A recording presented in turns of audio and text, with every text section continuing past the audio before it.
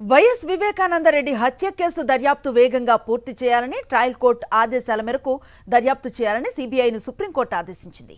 YS Vivekananda Reddy హత్య కేసుపై విచారణ జరిపింది జస్టిస్ సుందరేష్ ధర్మాసనం. ఒక అంశంపైనే దర్యాప్తు చేయాలన్న ట్రయల్ కోర్టు ఆదేశాలను సుప్రీంకోర్టులో సవాల్ చేశారు సునీతారెడ్డి. ఈ కేసులో సీబీఐ దర్యాప్తు ఇప్పటికే పూర్తయిందని కోర్టుకు తెలిపారు సీబీఐ తరఫు న్యాయవాది.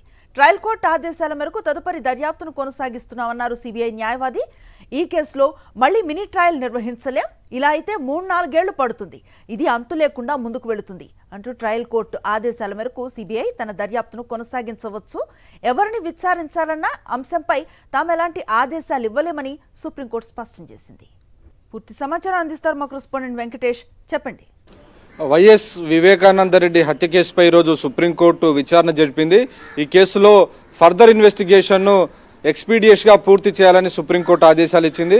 సో ఈ అంశంపైన ఇప్పటికే ట్రయల్ కోర్టు ఆదేశాలు ఇచ్చింది. సో ట్రయల్ కోర్టు ఇచ్చినటువంటి తీర్పు మేరకు తన ఇన్వెస్టిగేషన్ కంప్లీట్ చేయాలని ఈరోజు సుప్రీంకోర్టు న్యాయమూర్తి జస్టిస్ సుందరేష్ ధర్మాసనం ఆదేశాలు ఇచ్చింది. నిజానికి ట్రయల్ కోర్టు ఆదేశాలను సవాల్ చేస్తూ సునీతారెడ్డి సుప్రీంకోర్టును ఆశ్రయించారు. కేవలం ఇద్దరికి సంబంధించినటువంటి విషయాలనే ఇన్వెస్టిగేట్ చేయాలన్నారు, 1 month లోపలనే పూర్తి చేయాలన్నటువంటి విషయాలను ప్రధానంగా ఆమె తరపు న్యాయవాది సిద్ధార్థ లూత్రా ఈరోజు సుప్రీంకోర్టు దృష్టికి తీసుకొచ్చేటువంటి ప్రయత్నం చేశారు. అయితే ఈ కేసులో కనుక ఎవరెవరిని ఒకరొకరు పేర్లపైన విచారణ కనుక చేయాలని చేస్తే కనుక ఇది సుదీర్ఘ సమయం పట్టేటువంటి అవకాశం ఉంది. మళ్ళీ ఒక మినీ ట్రయల్ అవుతుంది. కాబట్టి దీన్ని తాము అంగీకరించలేమని సుప్రీంకోర్టు స్పష్టం చేసింది. ఇప్పటికే సిబిఐ తరపున న్యాయవాది ఈరోజు తమ యొక్క స్టాండ్ను కూడా క్లియర్ చేశారు. ప్రధానంగా ఈ కేసులో సిబిఐ తరపున పూర్తిగా ఇన్వెస్టిగేషన్ కంప్లీట్ అయింది. అయితే ట్రయల్ కోర్టు ఇటీవల ఇచ్చినటువంటి ఫర్దర్ ఇన్వెస్టిగేషన్ ఆర్డర్స్ పైన తమ ఇన్వెస్టిగేషన్ కొనసాగుతుందని చెప్పింది.